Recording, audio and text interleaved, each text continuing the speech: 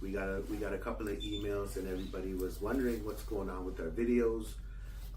We ran across a little bit of technical difficulties, so we ended up not being able to air the video. Inshallah, may Allah guide us better and help us in situations like this. We tried our hardest till the last minute. Literally, we tried to post this video, and things just didn't work out in our way. But inshallah, we're here today. And guys, once again, I'd like you to introduce Brother Jilani to the show. Assalamu alaikum. Wa alaikum salam. Perfect. So yeah, we got a couple of some good feedback on Brother Jilani. You guys out there enjoying what Brother Jilani has to say, subhanallah, which is very good, right? So brother, the journey of Islam and coming to Islam, becoming Muslim and everything. So what is Islam? Islam is just surrendering yourself to God. It means to like maybe submit. Yeah, to just submit yourself to God and to know that that God is literally the only God in the world. Exactly, subhanallah. At the same time of being surrendering yourself to Allah and submitting yourself to Allah, it comes down to a lot of different things. One of the main things is that Islam was sent to us as a last religion. Yes. Right? To help guide us, mankind, to the right path. For us to go to Jannah. Allah wants us to go to Jannah. And I'm sure you've gone down that road also. Yes, of course, right? Honestly. So if we could talk a little bit about maybe surrendering and submitting yourself. I mean, this sound like such, strong words. I don't want people out there to be like, surrender with your hands up, surrender. Or is it surrender with the heart, surrender with the mind? Enlighten us a little bit, brother. I would say, honestly, surrendering means trusting yourself with God, trusting your faith. It also means just devoting yourself to your practices, to prayer, to worshiping Allah and everything of that sort. Exactly. So now this is on a daily practice. Yeah. This is maybe more than 5 times a day. Yes. So part of surrendering would be not only just surrendering yourself to Allah, but giving up some bad habits, certain types of foods that are out there to, giving up something also could mean to surrender. It's true. Right? So I'm sure that, that Allah's out there to reward us for these kind of, submissions and surrendering that we're doing towards Allah, only basically to be on the right path to Jannah, to heaven. That's what the ultimate goal is there. Exactly. Right? Exactly. Perfect. If there was something, maybe a story from the past that kind of brought you a little bit more towards understanding of Islam itself, of what is Islam. Yeah, I mean, oh man. So I remember growing up and stuff, I felt like I was a person that I didn't know where to go.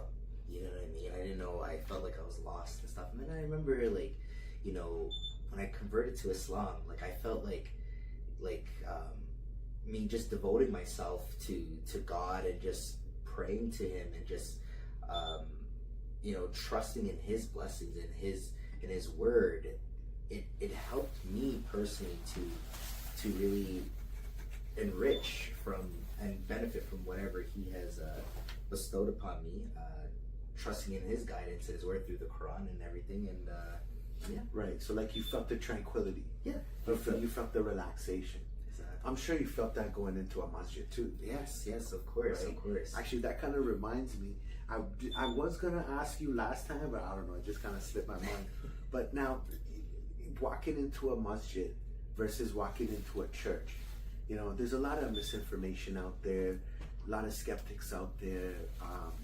A lot of bad guidance, misguidance that's happening out there when others are stopping others from walking inside of a masjid. Stuff for just a lot of weird stuff out there that they're saying, right? Mm-hmm. Maybe you can help the viewers kind of understand, why is it that we have to take our shoes off when we go to the masjid, for example? Honestly, when you take off your shoes, why we as Muslims we have to take off our shoes is because of the fact we were actually talking to our Lord. We have to be presentable. We have to, have clean hygiene and everything of that sort. So I feel like, when you have your shoes on and stuff, it's pretty dirty. You wouldn't want to literally, walk into your house with your shoes on, or you would. Like, I just feel like even too when you are talking to the Queen, for instance, like you wouldn't want to, obviously have your shoes on when talking, or if she, for instance, says, "Hey, take your shoes off in front of the door," like you would definitely do it. So literally, when it comes to going to the masjid and stuff like that, why we take off our shoes is because of the fact like we are actually standing in front of Allah, right, and stuff like that. So yeah, and also coming to the masjid doing wudu, cleaning up. There's a lot of hygiene behind it too. A lot of germs and stuff. I mean, it's the bottom of our shoe. We all know the bottom of the shoe is it's dirty, right? It's nasty. So that's why we take our shoes off. We always clean ourselves. We do wudu. We want to be hygienic and we want to be presentable to our Lord once we're praying to Him.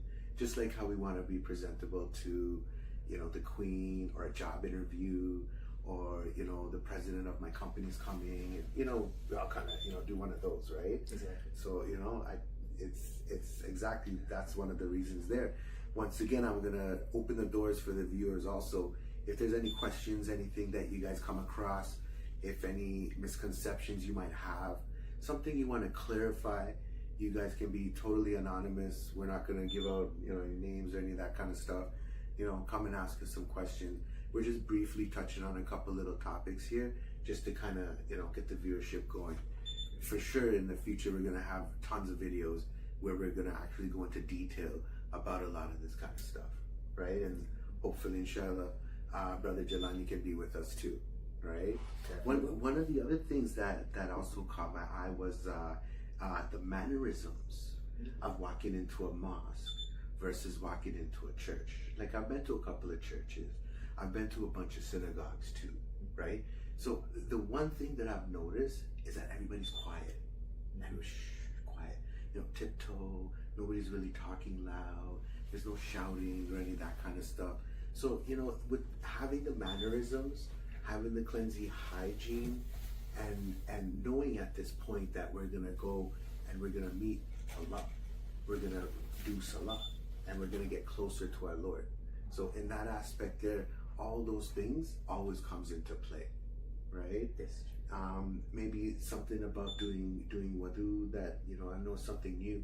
Yeah, for instance, like when we do wudu, like we would always want to like wash our hands first, right, and purify ourselves. Basically, it's a sense when we purify ourselves, it helps us actually to get looked at, differently in a good positive way from Allah Ta'ala, where He personally will actually be like, yes, like like the fact that He can He can basically see what's going on and help us out in that way too, right? Exactly. Yes. Now, going back to the surrender and the submission part, on one of the things that we spoke about was not being resistant to God. So, we're human, we're all gonna, resist to something, right? Either it's bedtime, eating food on time, homework, it could be anything, right? We're always resistant. But every time we were not resistant to our parents or anybody else, there was always a reward there, right? There was always a reward. We got some kind of a reward for it. Now, if Allah's the creator, right, and created everything, and then we turn around and we show no resistance towards Allah, imagine the benefits there, right? Imagine the treats that we're gonna get there. Mama will give us a cookie. Daddy will take us out for ice cream, or he'll probably drive fast in his car or something, right? We'll get rewarded somehow. Of course. But the reward of Jannah, the reward of heaven, the afterlife, is basically why submission has to take place in order for us to go there. Which basically, in a nutshell, symbolizes what Islam is. It just brings us all down to that part there also. Now, another thing with surrendering is once we surrender, God's only gonna open the path to blessings for us, Because if we do good, obviously we expect something good to happen. But now the way how Allah's opened these roads for us, it's unbelievable, right? Now let's just take it on the flip side. Let's just say we're resentful, right? We're not accepting Allah, astaghfirullah, right? Those roads are not going to be anything pure. It may seem pure to the other guys because I'm driving a Mercedes, right? I got a gold ring, right? I'm wearing a cool hat and stuff. You know, it comes down to that kind of aspect there. So it's always good to understand that what the world has to offer and what God has to offer for us. Once we can kind of see in between there, at that point there, inshallah, you know, may Allah guide everybody. May Allah open the doors for Jannah for everybody over here.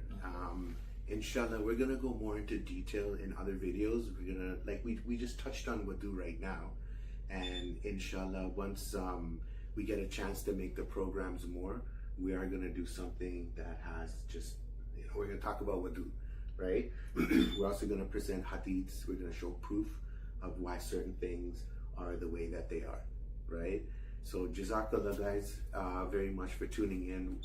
Once again, I apologize for last week. Things, may Allah make it for the best for all of us. Guys, this is our this is our third episode. Essence of Light Foundation podcast. Excuse me, I guess it's time to go because my throat's going. Yeah, no worries. Right? So guys, again, Jazakallah for tuning in. And inshallah, there's going to be a lot more videos, a lot more content coming for you guys. Keep the questions going, guys, please. We like it. We like it. Solid. Assalamu alaikum.